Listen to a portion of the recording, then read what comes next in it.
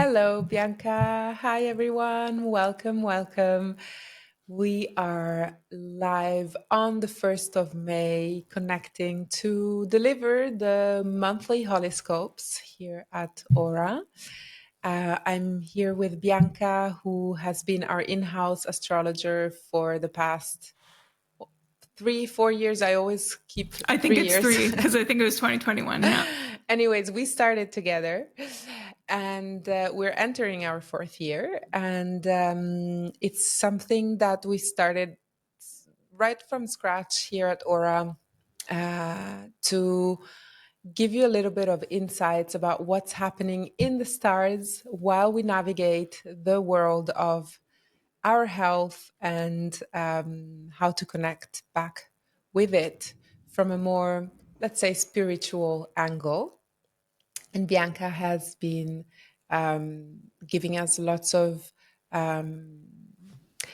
insights on energies to be on the lookout for. The last couple of months have been quite eventful, and I'm really looking forward for you to tell us a little bit what's happening in the month of May.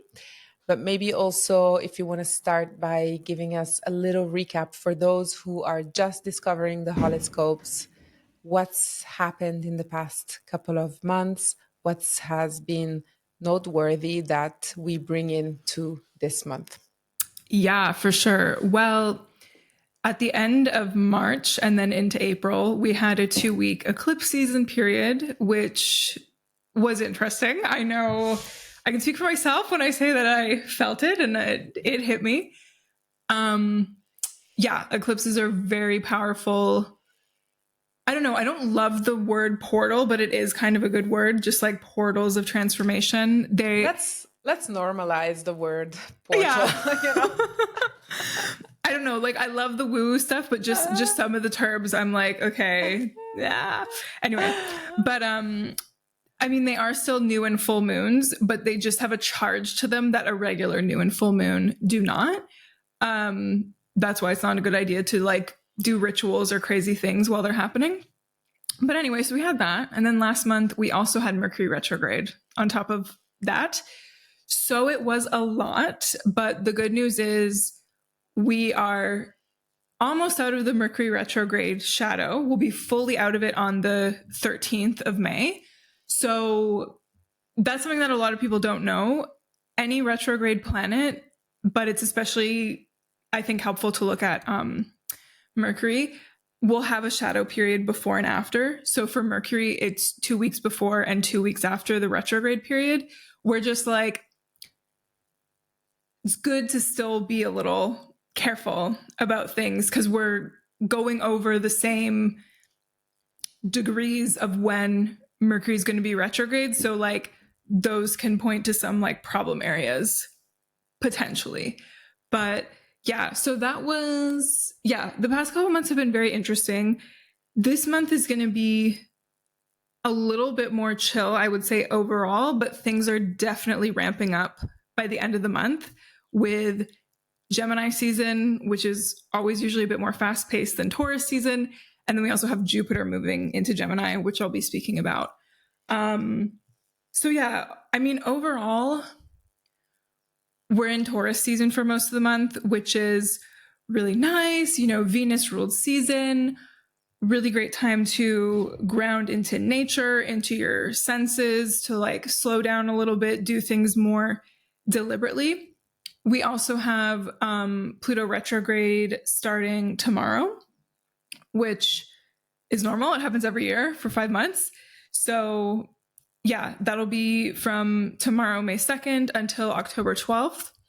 And it's going to go back and through the first first degree of Aquarius and then back into the last degrees of Capricorn. So I think we're going to see like some final breakdown of like bigger structures in the world. So we'll see how that goes.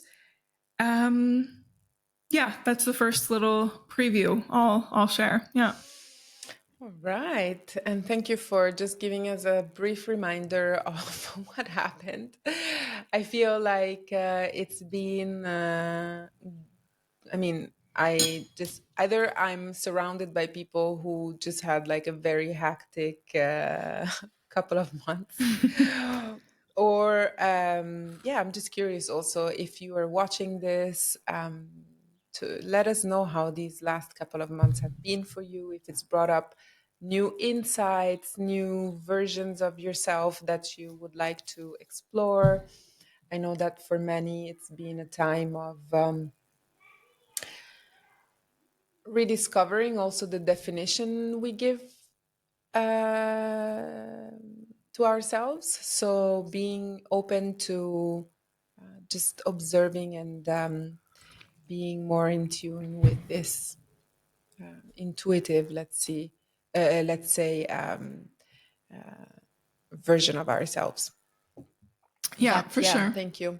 And thank you also for reminding us that we are still in Mercury retrograde shadow phase, which always invites for more attention towards anything paperwork, traveling schedules, Yeah. and all of that. So thank you. Yeah. Yeah, I have a couple trips planned, and I think at least one of them is not during Mercury retrograde because for some reason I'm always traveling during Mercury retrograde, which is really silly. But another thing I forgot to mention, which was a major event of the past couple months, was at the end of April, the 20th, 21st, depending where you were, we had the big Jupiter Uranus conjunction, which was like super rare. So one thing I would invite us all to consider is, around that time, did we have any new ideas? Did we have any new opportunities coming in? Any breakthroughs? Any feelings like, I want to stop doing this. I want to try this instead? Because a great time to ground into that and maybe even create a plan for it would be the new moon in Taurus on the 8th. So a week from now. Yeah, great time to set intentions related to anything that's come up for you, especially kind of at the end of April.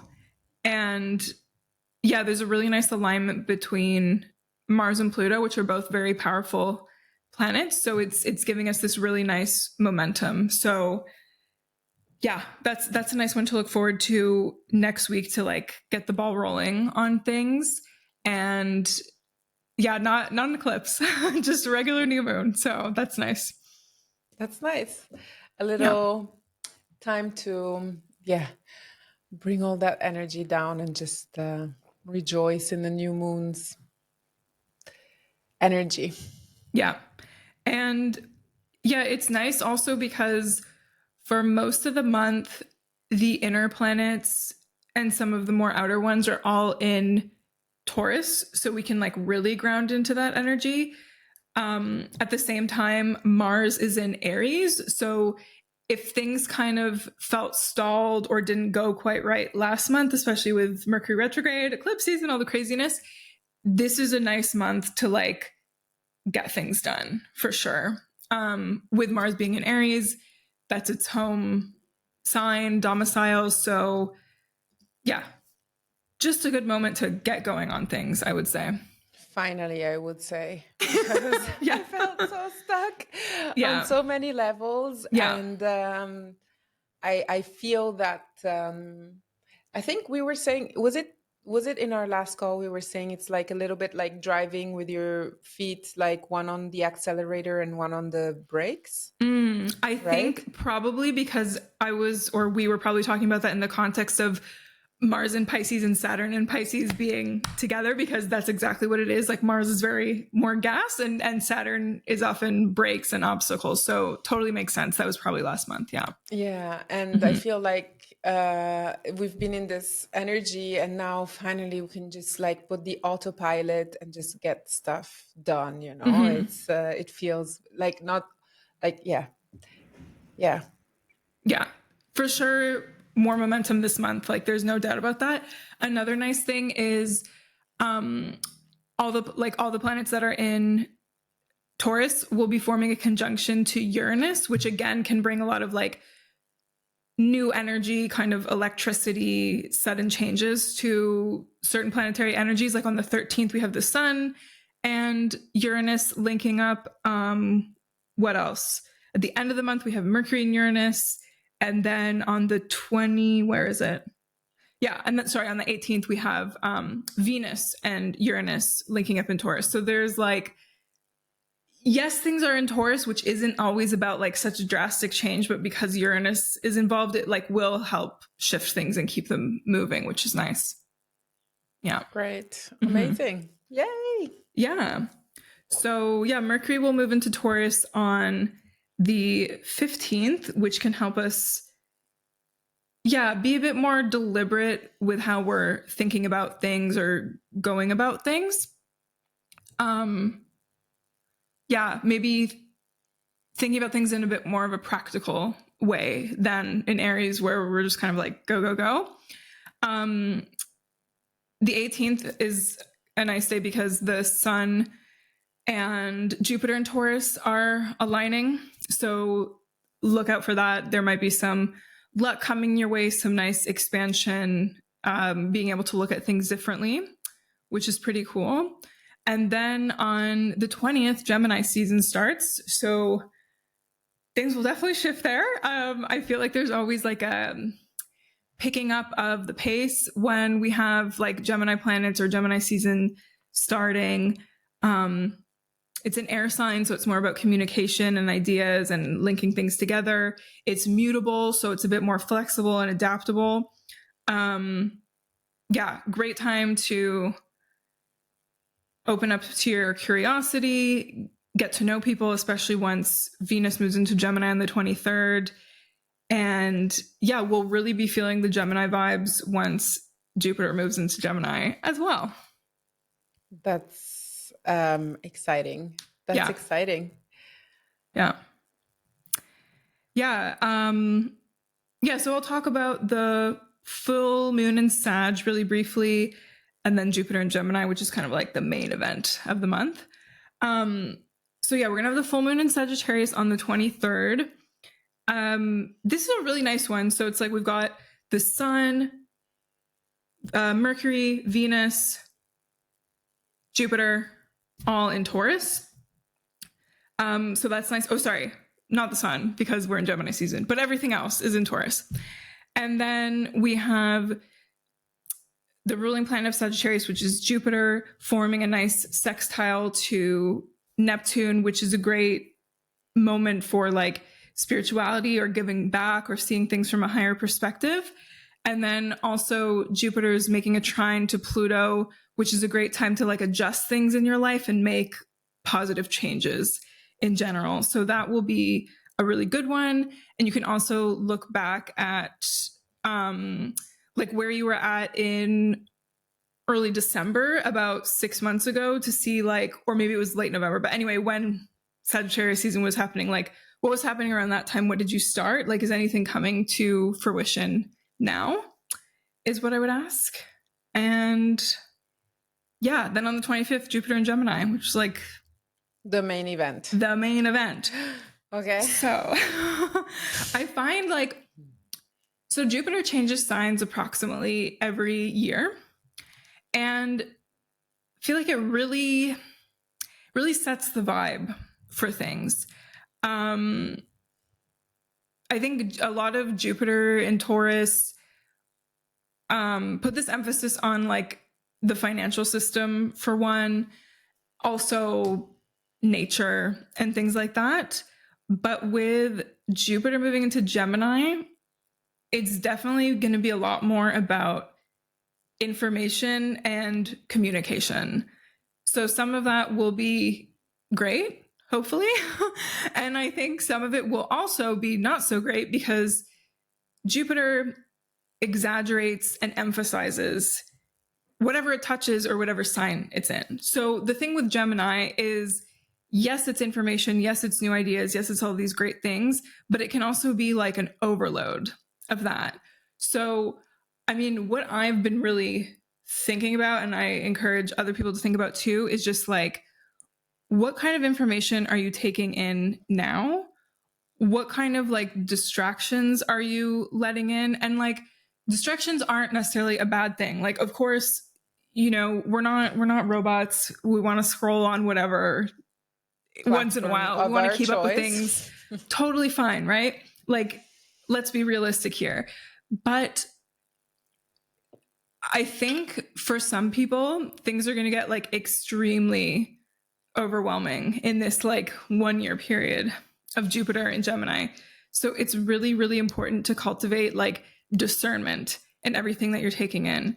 So if you feel yourself getting overloaded, do something about it, you know? Or if you're taking in certain information, maybe that's like different from what you normally take in, that's not a bad thing because we can learn new things and whatever. But just notice like, okay, is this too much? Do I actually resonate with this? Do I not resonate with this? Like, just let that be a part of your process instead of just taking everything on all the time. That is so funny you mentioned that. Yeah. It's really funny you mentioned that because there's probably a shadow pre-phase of this happening. Yeah. And I just got out like of a small retreat these days where I really took a break from, just consuming information and sat more with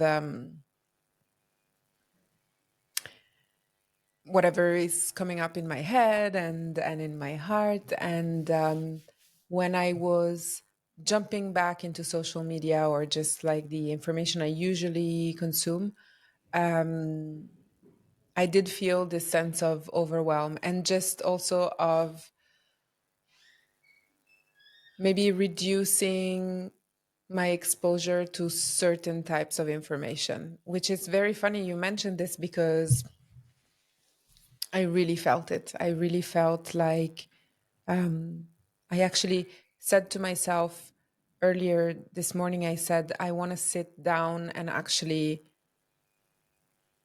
remove quite a few accounts that I follow from my social media just because I don't want to be exposed to this kind of information anymore.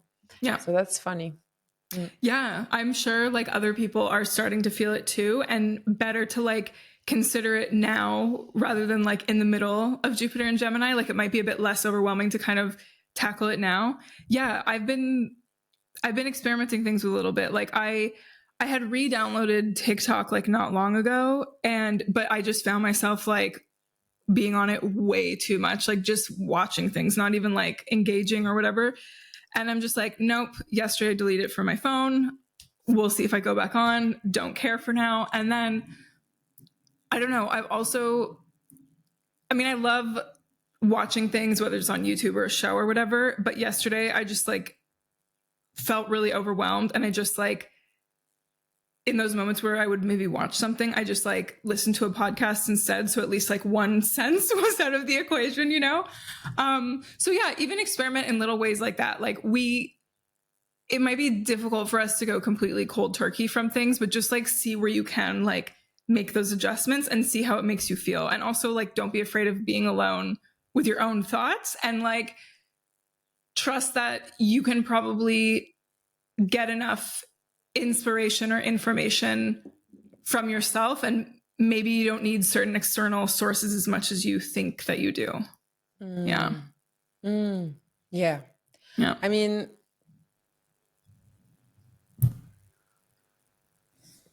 it's definitely a topic that we are all I cannot say that. It's definitely something that I'm sure a lot of people are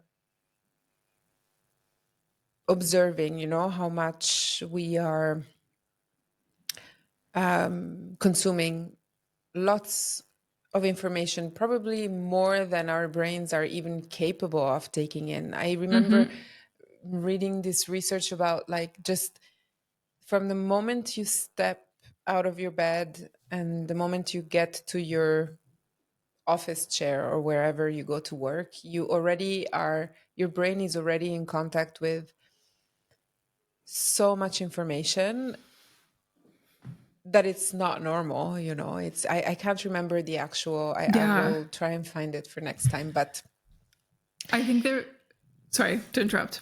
And if you think about it, just like in the evolution of mankind, man, like the human being is not programmed for that much input. And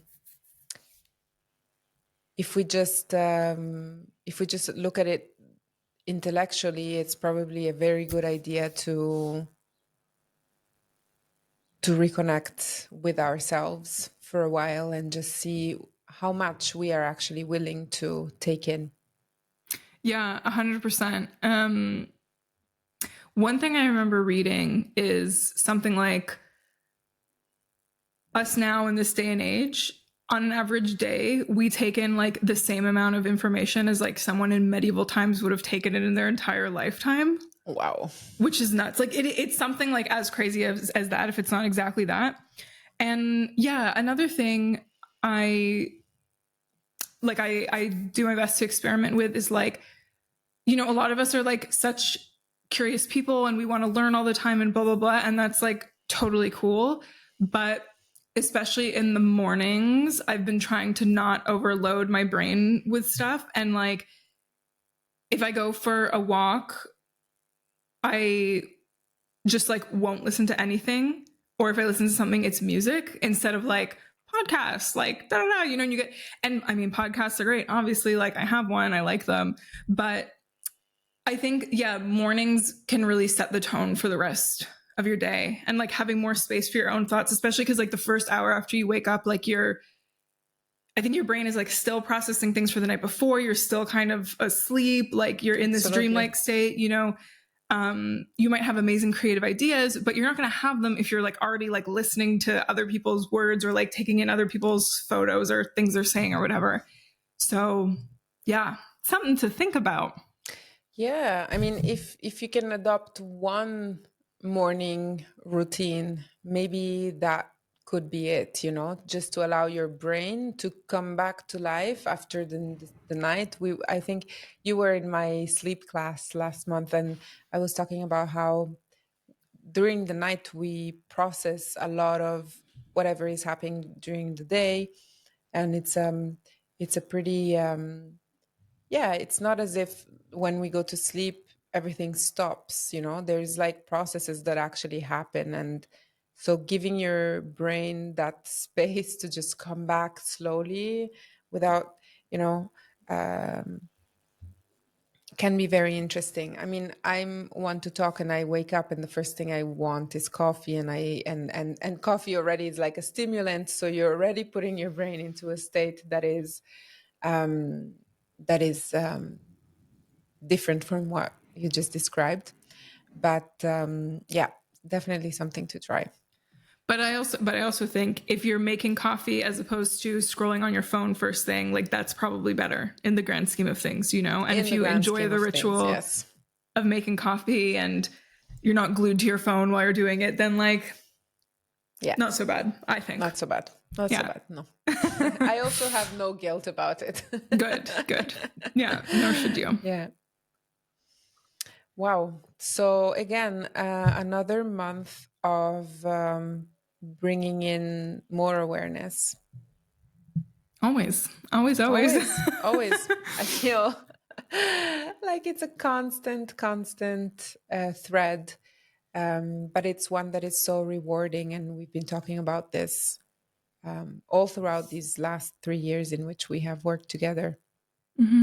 How important it is to just reconnect to our intuition, to bring back the awareness of our needs, our own intrinsic values.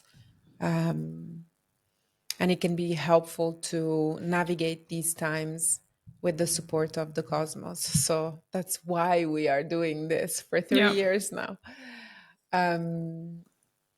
But also because I feel lots of the holistic principles of health can be leveraged through through astrology, and I feel like we can always choose a pillar on which to work based on how the month is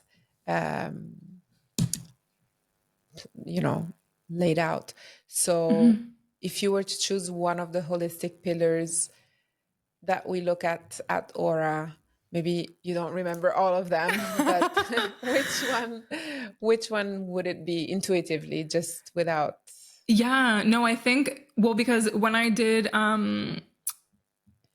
the mini home retreat, what did we call it? Cosmic balance, I think. Yes. I matched up all the signs with a pillar. Yep. And I think for Taurus, which is Taurus season is now and most of this month, I think it was home cooking. Nice. Because I mean, that's such a great way to like get in touch with nature, to ground, to really engage all of your senses. So you can do anything this month to get in touch with yourself and slow down a little bit. I think cooking one of the amazing recipes Ale has come up with would be a great idea. Absolutely. Totally agree with you. Couldn't agree more. And it's also a way to disconnect from any other media, because when you're in the kitchen, you're almost like you need your full attention to actually be present in the moment Yeah. to create. So great idea. I love that. Thank you. Of course. So is that it, or do you have a little last nugget to share? No, I think we covered everything important, but yeah, just like kind of reiterating what I said before, like if there's any kind of breakthroughs and stuff that you took from April, like bring it in to this month. Don't just forget about it. And especially on the new moon next week, like if you can make some kind of like step-by-step plan or way you're going to like bring these intentions into life, do that. Highly recommend that. Step by step plan. I Yeah. love that. Wrote that down. Great. Thank you so much. I mean, it sounds like there's a lot to integrate, there's a lot to reflect on. And if this new moon brings the right energy, it's going to be a very powerful way of laying the foundations to then jump into action. So thank you for reminding us. You're welcome. And thank you so much for your time. As always, the horoscopes will be published on our website. You can find it also every month in the Aura app, which is shared for you as a free resource. So if you want to watch the recording of this, you can always find it on the app, on YouTube, on all your favorite channels. And we'll be keeping I'll be keeping track for sure of what's going on throughout the month, and I look forward to chatting again for the month of June. See you next month, everyone. See you next month. Bye. Bye.